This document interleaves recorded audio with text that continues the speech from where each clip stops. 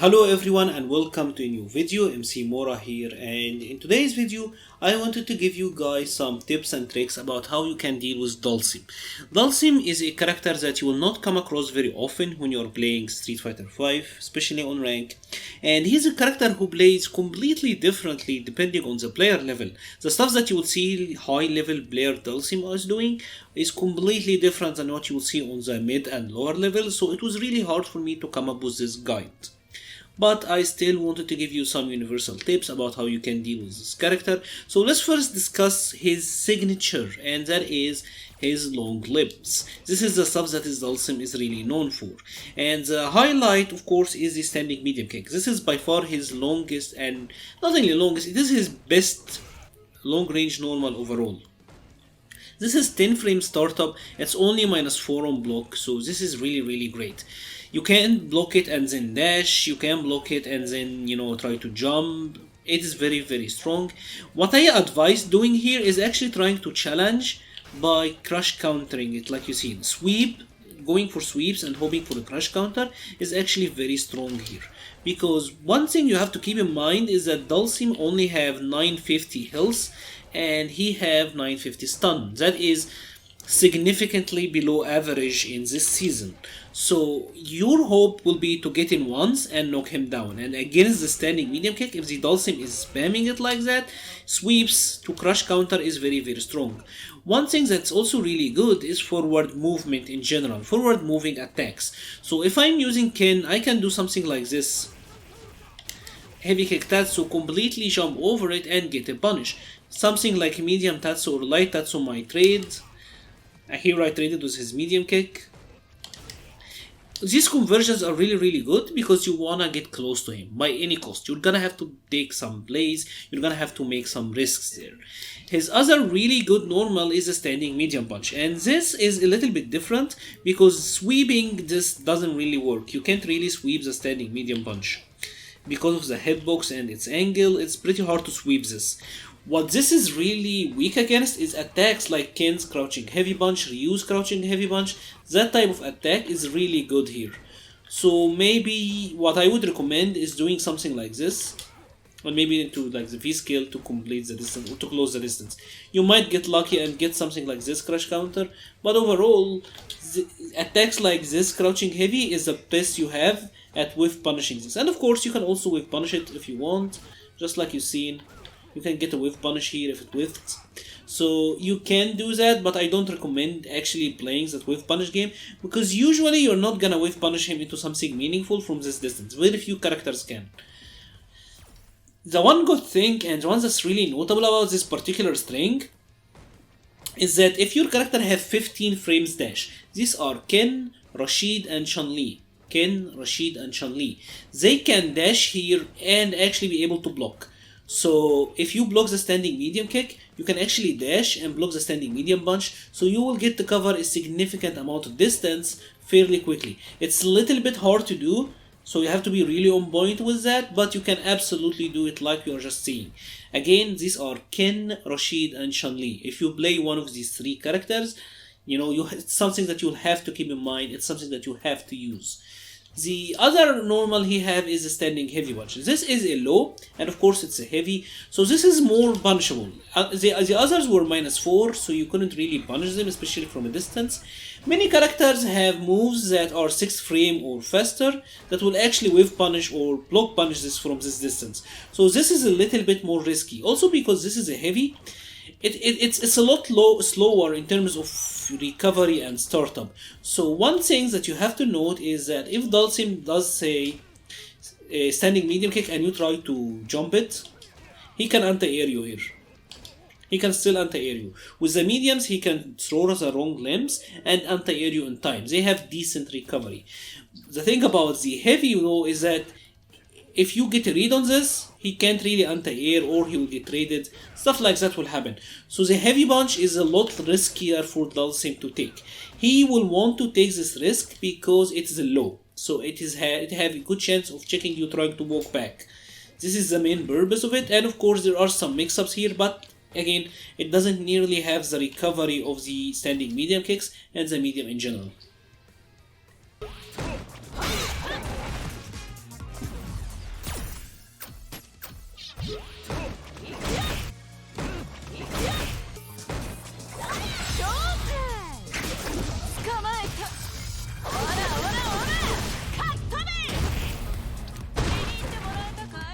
So now continuing with the neutral game against Dhalsim, I am going to talk about the zoning aspect of Dhalsim. We talked about the normals, but of course a big part of the zoning with Dhalsim is also the fireballs. And Dhalsim has arcing fireballs. This is pretty annoying because this will happen a lot. You will try to jump in on him, but the fireball will anti-air you, so this is pretty annoying. And situations like this happen a lot. Dhalsim will try to throw the fireball and then do one of his slides or something to bully you kinda on the ground, right? He wants to control the space with the aerial space with the fireball and control the grounded space with his normals. This is a basic game plan. The thing about this though is that this doesn't enlist proximity block. So if Dhalsim is doing the fireball, you can actually walk back. You will not be committed to blocking until the fireball is nearly at your feet. So for example, if Dhalsim is doing it from this distance, I can just walk back. Like you see, I can walk back out of the fireball. I'm not stuck in proximity block. So of course, if you have a forward moving attack, like say something like Vega's slide, his forward heavy punch, even his V trigger, V skill, this is generally have a lot of recovery. So you can absolutely challenge this. If your character have a fast dash or something forward moving, you can actually really challenge here somewhat. You cannot let Dhalsim do this. If he's throwing fireballs at you like that, it means that he is so confident that he have discouraged you from trying to move up on the ground. So this is something that you'll have to keep in mind. And of course, like we just said, you can just dash. You can, if your character have a fast dash relatively, you can dash up sweep, dash up normal. This is really unsafe. This is really unsafe. Now the other thing that of course Dhalsim can use is the EX fireball, and this one is harder to deal with. This is actually pretty legit. Dhalsim is kinda forcing a situation here. So my best recommendation will either be erratic movement, something like forward jump. If you forward jump here, it's not a bad idea. He might get an anti-air, but whatever. Or you might try to backdash, send some distance, but this generally is this is a situation you kinda have to respect. He is basically forcing a situation here. Think of it as Guile doing light punch sonic boom. This is forcing a situation, but again, this costs Dhalsim 1 bar to get a situation like that going. So it is very good, it is very strong, but again, it is costly on his part, and Dhalsim doesn't build bars that easily. The other thing I wanted to talk about is his V-skill, and a lot of Dhalsim players do V-skill into heavy hands like that, and this V-skill is also very good. There is no sugarcoating, this is very strong. The thing about this though is that it is pretty weak to attacks like Vega standing heavy kick, Chun-Li standing heavy kick. You want attacks that will hit at this angle, at the 45-degree upwards angle. Maybe even something like Vega's Barcelona is really good here. Something like Vega's Super. You want attacks that hit at this upward angle. If you have some of these, the matchup is gonna be easier for you. If you don't, you might have to try to jump and hit him in the air. It is pretty annoying to deal with, I'm not gonna lie, but it is a very good V-skill overall. It is a very good V-skill. And of course, he can also do this and then cancel into the heavy kick. If he sees you jumping a lot, he can cancel into the heavy kick here, and this will hit you air to air really well. This is excellent in air to air situations, but this is not that good for grounded hits. So for grounded hits, you can usually dash up or something and still be able to block this. The hitbox on the ground is not that fantastic. It will be very hard for him to cover both the grounded and the aerial space. So if he is reading you that you are jumping, if you're too predictable with your jumps, try to mix it up and dash on the ground. Try to use tackle moves like the roll, like slides, maybe the new EX wall dive. Try to mix up your approach. You have to mix up your approach versus Dhalsim. Dhalsim is a character that relies on heavy reads, so you have to be unpredictable when you're playing against him. The final thing I wanted to talk about, and it's not really part of the neutral game, but it happens a lot, is Dhalsim checking you with something into EX Yuga Flame. We checked this in the last 5 moves to punish, and like we said, this is -8, so you can get punished. You can actually punish it with someone like Vega, something like this crushing medium punch as a punish. So make sure that you are punishing this when you can.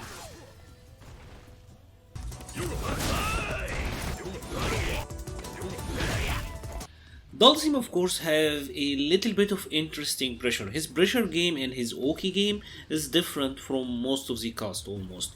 One of the hallmarks, or one of the main things that you have to note when you're fighting against Dhalsim is his dive kick pressure.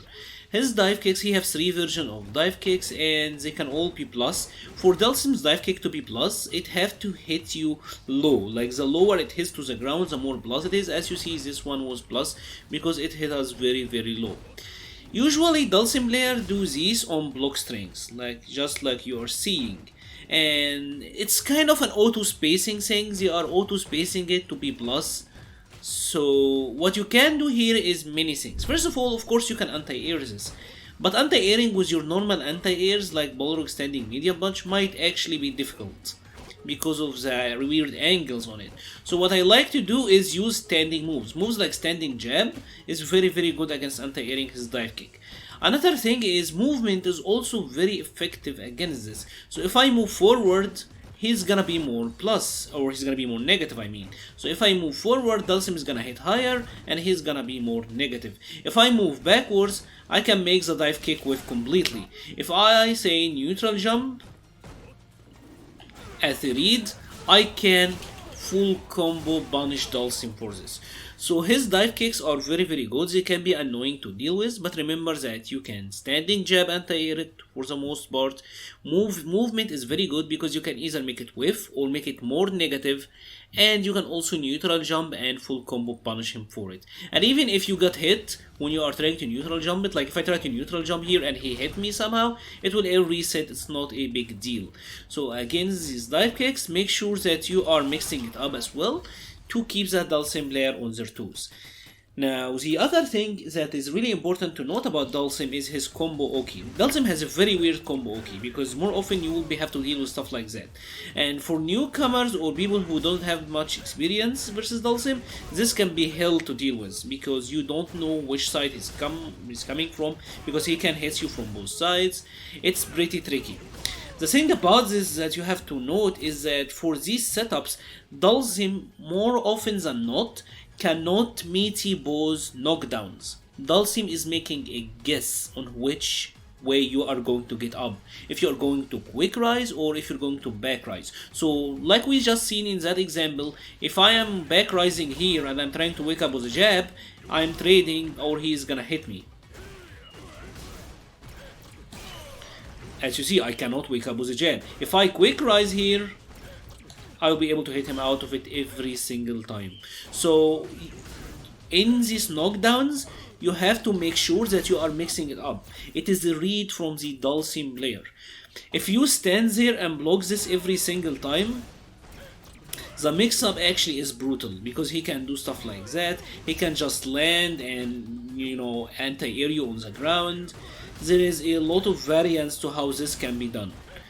So mix up your wake up timing and challenge. It's okay to challenge in this situation. This also is another tricky example. If I wake up and quick rise, as you can see, this is again very, very hard. But if I back rise this, I'm out. He then will have to use a heavy punch fireball, which means that Dhalsim is effectively making a guess on how I'm waking up. So on his knockdown mix-ups, there are a ton of them. I cannot possibly cover all of them in this guide. There are a ton. There are literal spreadsheets, like Excel spreadsheets on Dhalsim knockdown, gimmicks or knockdown mix-ups. It is very, very strong. It's a big part of the character. But what you have to understand is, at the end of the day, they are making a guess on your wake-up timing. So mix up your wake-up timing, challenge when possible, and make sure that you are mixing it up and the Dhalsim doesn't have as much of a read on you as possible. So just like we said earlier, the main game plan versus Dhalsim will be to get in and do as much damage as possible, right? And Dhalsim does have some good defensive options, and it is important to understand what they are and how you can beat them. The first defensive option that Dhalsim have is his 3-frame light attack. His standing light punch is his 3-frame light. This is pretty good, but again, like any other 3-frame, you can actually meaty this just fine like any other. So it is a good defensive option to have. It's important to have his 3-frame, but it's not like the be-all end-all of defensive options. The other major ones that you will have to know and know how to deal with is the teleport. His wake up teleport is interesting because this is invincible to strikes from frame 1. So if I do something like that, this is a perfect meaty, he will still be able to teleport out. The teleport might seem at first like an amazing option, but it is actually really weak. It does have some glaring weakness. The first weakness about the teleport is that it is throwable. So if I double dash here and throw him, I will be able to throw him out of it. Like we just seen, I was able to throw him out of the startup of the teleport. So number one, it is throwable, and number two, it have a ton of recovery on whiff. So for example, if I do this, I will have him guard all, right? I will try to meet him, dash up, and as you can see, I was still able to punish his teleport even after I whiffed my meaty. And even on a knockdown that is negative, like the throw here after a dash, Chun-Li is -2. So even after that, I will try to meaty him, dash up, and I'm still able to punish him again. The teleport is massively unsafe. You can do something like this, see him whiff, and then do an attack like an EX legs. This have a ton of recovery. I believe this have 43 frames of recovery. That's insane. Most of the cast can dash up and punish here. So this is the defensive options that you'll have to keep in mind and be ready to punish. The third defensive option is his wake up super, of course. Now wake up super is also interesting. This of course is strike invincible from frame 1 like the other one. So if I'm doing a perfect meaty here, I'll still get hit of course, but just like his teleport, the super is also throwable. So if I'm mashing throw here like you're just saying, I will actually throw him out of the super. Even if he did like a wake up super and I was doing my throw in wake up, I will still get his throw here. And what's funny is even on negative knockdowns, you will still actually be able to do this. Like we just said, Chun-Li here is -2, and I will still be able to throw him out of it. So immediate throw will beat his wake up jab, it will beat his wake up teleport, it will beat his wake up super. This means that Dhalsim is very weak to throws on wake up, and that's why he struggled so hard against characters like Mika and characters with command grabs in general might give him some hard issues once they do get in on him. Of course, otherwise his main defensive option on block is his V reversal, and his V reversal is a typical 17 frames knockdown V reversal. This of course is really good, but against mediums and lights you will be able to block it, you will be able to hit him and be able to block in time. And of course on really plus situations you will be able to throw him out of this even if he doesn't. It's a standard V reversal, but if you block it there is actually a decent amount of pushback just like you've seen, so the pushback on block is kinda good. Overall, Dhalsim defensive options are kinda weak. He is open once you actually get the knockdown, so you have to make sure that you are getting as much damage and as much stun as possible on Dhalsim. And now finally I wanted to talk about Dhalsim V-triggers. They are kind of situational, but it is important to know at least what you're supposed to do versus them on a basic level.